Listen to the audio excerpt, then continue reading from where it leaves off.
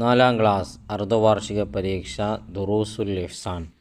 പ്രധാനമായും ശ്രദ്ധിക്കേണ്ട കാര്യങ്ങളും മോഡൽ ചോദ്യപേപ്പറും പരിചയപ്പെടുത്തുന്ന വളരെ അധികം ഉപകാരപ്രദമായ നല്ലൊരു വീഡിയോ ആണ്. മുഴുവൻ കണ്ടു കഴിയുന്നതിലൂടെ നല്ല മാർക്ക് നമുക്ക് നേടിയെടുക്കാൻ കഴിയും.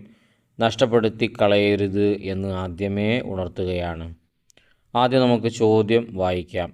അതിലൊന്നാമത്തത് മുതിർന്നവരെ എങ്ങനെ ആദരിക്കാം എന്നുള്ളതിൽ നിന്ന് പൂരിപ്പിക്കാൻ വന്ന ഭാഗങ്ങളാണ്. ഏറ്റവും കൂടുതൽ ചോദ്യങ്ങൾ പ്രതീക്ഷിക്കാവുന്ന ഒരു പാഠമാണ്. മുതിർന്നവരെ ബഹുമാനിക്കുകയും ചെറിയവരോട് കരുണ കാണിക്കുകയും ചെയ്യുന്ന 2 പാഠങ്ങൾ. നന്നായി പഠിച്ചവർക്ക് ഉറപ്പായും മുഴുവൻ മാർക്കും ലഭിക്കും. വായിക്കാം. വിളിക്കുക എന്ന് മാത്രമേ അവിടെയുള്ളൂ. ആദരവോടെ വിളിക്കുക എന്നാണ്. അപ്പോൾ വിളിക്കുമ്പോൾ ആദരവോടുകൂടെ വിളിക്കുക. ദേഷ്യപ്പെട്ട് ഇവിടെ ഇവിടെ എന്നിട്ടുള്ള ആ വിളിയല്ല, ആദരവോടുകൂടെ ഉപ്പാ, ഉമ്മ, സഹോദര, ജ്യേഷ്ഠ എന്നുള്ള വിളി. സംസാരിക്കുമ്പോഴോ അതപോടെ നല്ല നിലക്ക്. അപ്പോൾ നല്ല നിലക്ക് സംസാരിക്കുക, മര്യാദയോടുകൂടെ. ഇനി എഴുന്നേറ്റ് നിൽക്കുക എന്നതിന് മുമ്പിൽ എന്താ വരിക? അവരെ കാണുമ്പോൾ ഒക്കെ ബുക്കിലുള്ളത് തന്നെ എഴുതണേ. അടുത്തത് ഒഴിഞ്ഞു കൊടുക്കുക. എന്തിനാണ് ഒഴിഞ്ഞു കൊടുക്കേണ്ടത്? ഇരിപ്പിടം ഒഴിഞ്ഞു കൊടുക്കണം. അപ്പോൾ നമ്മൾ ഇരിക്കുമ്പോൾ മുതിർന്നവർ വന്നാൽ നമ്മൾ അവർക്ക് മാറിക്കൊടുക്കുക. ഇനി രണ്ടാമത്തേലേക്ക് വരുമ്പോൾ വൃത്തിയുള്ള ശരീരത്തിന് എന്തൊക്കെ കാര്യങ്ങൾ ചെയ്യണം? മിസ്വാക്ക് ചെയ്യണം, നഖം മുറിക്കണം, കുളിക്കണം. നമ്മളെല്ലാവരും ചെയ്യുന്ന കാര്യമാണ് പല്ല് തേക്കലും നഖം മുറിക്കലും കുളിക്കലൊക്കെ. അത് വൃത്തിയുള്ള ശരീരത്തിന് വേണ്ട കാര്യങ്ങളാണ്. ഓർത്ത് വെച്ചോളൂ, ഇമ്പോർട്ടൻ്റ് ആണ്. ഇനി വൃത്തിയുള്ള കൽബിന് വേണ്ടത് എന്തൊക്കെയാണ്? കിബർ, ഹസദ്, റിയാ, ഷിർക്ക് തുടങ്ങിയവ തൊട്ട് കൽബിനെ ശുദ്ധമാക്കണം. എന്നാലേ നമ്മുടെ വൃത്തിയുള്ള കൽബാവുള്ളൂ. ഹൃദയം നന്നാവണമെങ്കിൽ കിബർ, ഹസദ്, റിയാ, ഷിർക്ക് തുടങ്ങിയവയെ തൊട്ട് കൽബിനെ ശുദ്ധമാക്കണം. മറ്റേത് മിസ്വാക്ക് ചെയ്യുക അഥവാ പല്ല് തേക്കുക, നഖം മുറിക്കുക, കുളിക്കുക, അത് ശരീരത്തിനും. ഇനി നമുക്ക് വായിക്കാനുള്ളത് ചെറിയവരോട് എങ്ങനെ കരുണ കാണിക്കാം എന്നുള്ളതാണ്. വായിക്കുന്നതിന് മുമ്പ് ഇതുപോലെ നല്ല നല്ല വീഡിയോകൾ കഷ്ടപ്പെട്ട് നിങ്ങളിലേക്ക് എത്തിക്കുന്നതിന് ഞങ്ങൾ നിങ്ങളിൽ നിന്ന് പ്രതീക്ഷിക്കുന്നത് നിങ്ങളുടെ സബ്സ്ക്രൈബ് മാത്രമാണ്. ചെയ്യാത്തവരുണ്ടെങ്കിൽ ഒന്ന് ചെയ്ത് സപ്പോർട്ട് ചെയ്യുക, ഒന്ന് ലൈക്ക് അടിച്ചേക്കുക. ഉപകാരപ്പെട്ടെങ്കിൽ അവസാനം കമൻറ്റിലൂടെ അറിയിക്കുകയും ചെയ്യുക. വായന തുടരാം. അപ്പോൾ അതിൽ ചെറിയവരോട് എങ്ങനെ കരുണ കാണിക്കാം എന്നുള്ളത് ബ്രാക്കറ്റിൽ നൽകിയിട്ടുണ്ട്. അതിൻ്റെ താഴെ അതിൻ്റെ ചോദ്യങ്ങളുണ്ട്. ബ്രാക്കറ്റിൽ നിന്ന് എടുത്ത് എഴുതിയാൽ മതി. അപ്പോൾ ഒരു കാര്യം ഉറപ്പാണ്, ഏതെങ്കിലും ഒരു രൂപത്തിൽ ചെറിയവരോട് കരുണ കാണിക്കുന്നതും അതേപോലെ തന്നെ വലിയവരെ ബഹുമാനിക്കേണ്ടതുമായ കാര്യങ്ങൾ വരും എന്നുള്ള കാര്യം വളരെ ഉറപ്പായിട്ടുള്ള കാര്യമാണ്. ശ്രദ്ധിക്കുക. അതിൽ അവരോടൊപ്പം എന്താണ് അതിൻ്റെ ബാക്കി ഭാഗം? കളിക്കുക. അവർ പറയുന്നത് കേട്ടിരിക്കുക. അവരുടെ ഇഷ്ടം അറിഞ്ഞ് പ്രവർത്തിക്കുക. നന്മ കണ്ടാൽ പ്രശംസിക്കുക. പിന്നെ അവർക്ക് സംരക്ഷണം നൽകുക. ഇനി അടുത്തത് ഉത്തരം എഴുതാം എന്നുള്ളതാണ് നാലാമത്തത്. അതിലൊന്നാമത്തത് സിദ്ദീഖ് റളിയല്ലാഹുവിൻ്റെ വൃദ്ധനായ പിതാവിൻ്റെ പേരെന്ത്? അബൂ ഖുഹാഫ എന്നാണ്. അബൂ ഖുഹാഫ സിദ്ദീഖ് റളിയല്ലാഹുവിൻ്റെ ഉപ്പാൻ്റെ പേരാണ്, മറന്നു പോകണ്ട. രണ്ടാമത്തത് യർമൂക്ക് യുദ്ധത്തിൽ മുറിവേറ്റവർക്ക് വെള്ളവുമായി ചെന്ന സ്വഹാബി ആര്? ഹുദൈഫ റളിയല്ലാഹു അൻഹു. ഹുദൈഫ. ഇനി മൂന്നാമത്തത് സാഹോദര്യം നിലനിർത്തുന്നതിന് ചെയ്യാവുന്ന 2 കാര്യങ്ങൾ എഴുതാം എന്നുള്ളതാണ്. 2 അല്ല 4 അവിടെ കൊടുത്തിട്ടുണ്ട്. നിങ്ങൾക്ക് ഏതാണോ എളുപ്പം അത് എഴുതിയാൽ മതി. അവരെ സഹായിക്കുക, തെറ്റുകൾ സൗമ്യമായി തിരുത്തുക, അവരുടെ അഭിമാനം കാക്കുക, അവർക്ക് വേണ്ടി ദുആ ചെയ്യുക. ഇതൊക്കെ സാഹോദര്യം നിലനിർത്തുന്നതിന് ചെയ്യാവുന്ന കാര്യങ്ങളാണ്. 2 ചുരുങ്ങിയത് ഇമ്പോർട്ടൻ്റ് ആയിട്ട് പഠിച്ചു വെക്കുക.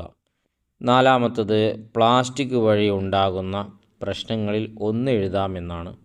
2 അവിടെ കൊടുത്തിട്ടുണ്ട്. 2 എല്ലാവരും പഠിച്ചിരിക്കണം. കാരണം ഇതിൽ നിന്നൊക്കെ മിനിമം 2 എന്തായാലും ചോദിക്കും. മണ്ണിനെയും വെള്ളത്തെയും അത് മലിനമാക്കും. പ്ലാസ്റ്റിക് മണ്ണിനെയും വെള്ളത്തെയും മലിനമാക്കും. മണ്ണ്, വെള്ളം ഓർത്ത് വെച്ചാൽ മതി. അതുപോലെ തന്നെ ശരീരത്തിലെത്തിയ പ്ലാസ്റ്റിക് മാരക രോഗങ്ങൾക്ക് കാരണമാകും. ശരീരത്തിലെത്തിയ പ്ലാസ്റ്റിക് മാരക രോഗങ്ങൾക്ക് കാരണമാകും. അഞ്ചാമത്തത്, വുളൂഇലും ദുർവ്യയമുണ്ടോ? ഇത് വളരെ ഇമ്പോർട്ടൻ്റ് ആയിട്ടുള്ളൊരു ചോദ്യമാണ്. ഈ ചോദ്യത്തിന് നബി സല്ലല്ലാഹു അലൈഹി വസല്ലം നൽകിയ മറുപടി, അതെ, നീ ഒഴുകുന്ന നദിയിൽ നിന്നാണെങ്കിൽ പോലും, ഇപ്പോൾ വുളൂ എടുക്കുന്നത് ഒഴുകുന്ന നദിയിൽ നിന്നാണെങ്കിൽ പോലും എന്തുണ്ട്? ദുർവ്യയമുണ്ട്. ഇനി അഞ്ചാമത്തത്, വിട്ട ഭാഗം പൂരിപ്പിക്കുക എന്നുള്ളതാണ്. ബിസ്മില്ലാഹി തവക്കൽതു അലല്ലാഹി ലാ ഹൗല വലാ ഖുവത ഇല്ലാ ബില്ലാഹ്. ഇത് നമ്മൾ വീട്ടിലേക്ക് കയറും ഇറങ്ങുമായി ബന്ധപ്പെട്ട് പഠിച്ച ദിക്റിൽപ്പെട്ടതാണ്. അപ്പോൾ കയറുമ്പോൾ ചെല്ലാനും ഇറങ്ങുമ്പോൾ ചെല്ലാനുള്ളതും നിങ്ങളുടെ ഓർമ്മയിലുണ്ടോ എന്നെല്ലാവരും ഒന്ന് പരിശോധിക്കുക. കാരണം ഏറെക്കുറെ പരീക്ഷയ്ക്ക് അത് പല ചോദ്യപേപ്പർ നോക്കുമ്പോഴും എല്ലാവരും ഇമ്പോർട്ടൻ്റായി കൊടുത്തിട്ടുള്ള ഒരു ചോദ്യമാണത്. നമ്മൾ തന്നെ അടുത്തൊരു ചോദ്യപേപ്പർ ഇതിൽ ഇതിൻ്റെ അവസാനം നൽകുന്നുണ്ട്. ആ ചോദ്യപേപ്പറിലും ഇതുണ്ട്. അപ്പോൾ എല്ലാ ചോദ്യപേപ്പറിലും വന്നൊരു ചോദ്യമാണ് ബിസ്മില്ലാഹി തവക്കൽതു അലല്ലാഹി ലാ ഹൗല വലാ ഖുവത ഇല്ലാ ബില്ലാഹ്. ബിസ്മില്ലാഹി തവക്കൽതു അലല്ലാഹി ലാ ഹൗല വലാ ഖുവത ഇല്ലാ ബില്ലാഹ്. അതിനുശേഷമുള്ളത് എല്ലാവർക്കും അറിയാം. ലാ ഹൗല വലാ ഖുവത ഇല്ലാ ബില്ലാഹ് നമുക്കറിയുന്നല്ലേ. പിന്നെ ബിസ്മിയാണ് ആദ്യം വരുന്നത്. പിന്നെ തവക്കൽതു അലല്ലാഹ് നമ്മളെ വീട്ടുമ്മലൊക്കെ തൂക്കിയിടുന്നതാണ്. അപ്പോൾ ആദ്യം നമ്മൾ ബിസ്മി ചൊല്ലുക, പിന്നെ വീട്ടുമ്മ തൂക്കിയിടുന്ന തവക്കൽതു അലല്ലാഹ്, പിന്നെ നമുക്കറിയുന്ന ലാ ഹൗല വലാ ഖുവത ഇല്ലാ ബില്ലാഹ്. എന്ത് എളുപ്പമാണ്, പഠിച്ചു കഴിഞ്ഞു, വളരെ എളുപ്പം. രണ്ടാമത്തത്, അൽ മുഅ്മിനു ലിൽ മുഅ്മിനി. അൽ മുഅ്മിനു അത് നമുക്ക് അറിയുന്ന ഒരു വാക്കാണ് മുഅ്മിന്. ലിൽ മുഅ്മിനി മുഅ്മിനിക്ക്, കൽ ബുന്യാനി. ബുന്യാനി എന്ന് പറഞ്ഞാൽ ബിൽഡിങ് പോലെയാണ്.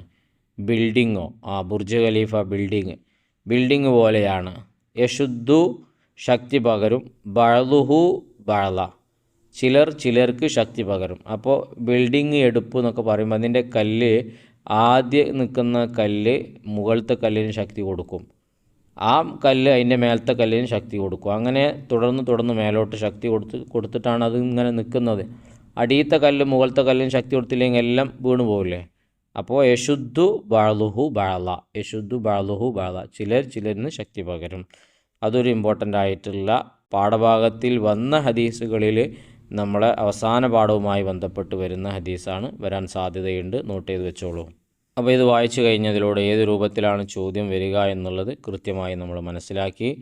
മറ്റൊരു ചോദ്യപേപ്പർ കൂടെ ഇതിൽ കൊടുക്കുന്നു, നിർബന്ധമായും എല്ലാവരും അത് വായിക്കണം. ഈ 2 ചോദ്യപേപ്പറിലായിട്ട് എല്ലാ ഇമ്പോർട്ടൻ്റ് ആയിട്ടുള്ള ചോദ്യങ്ങളുമുണ്ട്, എല്ലാ പ്രധാനപ്പെട്ട ചോദ്യങ്ങളുണ്ട്. ഇത് 2ലുള്ള എല്ലാത്തിൻ്റെയും ചോദ്യവും ഉത്തരവും എല്ലാവർക്കും അറിയുമെങ്കിൽ ഉറപ്പായിട്ടും നിങ്ങൾക്ക് 50-50 മാർക്കും ലഭിക്കും. കാരണം എല്ലാ ഇമ്പോർട്ടൻ്റ് ആയിട്ടുള്ള ചോദ്യം ഉൾപ്പെടുത്തിയതാണ് ഈ 2 പേപ്പർ. അതുകൊണ്ട് 2ഉം നന്നായി വായിച്ച് മനസ്സിലാക്കുക. ഇതും കൂടെ വായിച്ച് വീഡിയോ ദീർഘിച്ചു പോകും, അതുകൊണ്ട് അതിലേക്ക് കടക്കുന്നില്ല. അത് നിങ്ങൾക്ക് തന്നെ വായിക്കാനല്ലേ ഉള്ളൂ, എളുപ്പമുള്ള ചോദ്യങ്ങളുമാണ് ഉത്തരങ്ങളുമാണ്. അതുകൊണ്ട് 2ഉം വായിക്കുക, മനസ്സിലാക്കുക. അതേപോലെ തന്നെ നമുക്ക് പരീക്ഷയ്ക്ക് നിർണ്ണയിക്കപ്പെട്ട എല്ലാ പാഠങ്ങളും നന്നായി പഠിക്കുക, ചോദ്യങ്ങളും ഉത്തരങ്ങളൊക്കെ നോക്കുക. അതുപോലെ തന്നെ ഹദീസുകൾ, ഈ പാഠം നന്നായി വായിച്ചാലേ പൂരിപ്പിക്കാനും അതുപോലെ മറ്റൊക്കെ വരുമ്പോൾ നമുക്ക് അറിയുകയുള്ളൂ. പിന്നെ പൂരിപ്പിക്കാനൊക്കെ ഏതാ ചോദിക്കുക എന്നത് ഒരിക്കലും നമുക്ക് പറയാൻ കഴിയില്ല. കാരണം അങ്ങനെയാണ്, ഇഷ്ടംപോലെ ഉണ്ടല്ലോ പൂരിപ്പിക്കാൻ. അപ്പോൾ അതൊരിക്കലും നമുക്ക് പറയാൻ കഴിയില്ല. ബാക്കിയുള്ള ഇമ്പോർട്ടൻ്റ് ആയിട്ടുള്ള പല ചോദ്യങ്ങളും നമുക്ക് മനസ്സിലാക്കിയെടുക്കാൻ കഴിയും. അതുകൊണ്ട് ഈ പറഞ്ഞതൊക്കെ അനുസരിച്ച് നല്ല മക്കളായിട്ട് നല്ലോണം നോക്കുക. ഇത് 2 പേപ്പറിലുള്ള ചോദ്യവും ഉത്തരവും പഠിച്ച് നാളെ പോവുകയാണെങ്കിൽ അൽഹംദുലില്ലാ നല്ല മാർക്ക് നമുക്ക് നേടാൻ കഴിയും. അങ്ങനെ കഴിയട്ടെ ഇൻഷാ അല്ലാഹ്. ഞങ്ങൾ പ്രതീക്ഷിക്കുന്നത് നിങ്ങളുടെ സപ്പോർട്ടായ സബ്സ്ക്രൈബാണ്, കൂടെ ഉണ്ടാവുമെന്ന് വിചാരിക്കുന്നു. ലൈക്ക് ചെയ്യാൻ മറന്നിട്ടില്ല. അതുപോലെ തന്നെ കമൻറ്റ് ഇഷ്ടപ്പെട്ടെങ്കിൽ കമൻറ്റിലൂടെ അറിയിക്കുകയും ചെയ്യുക.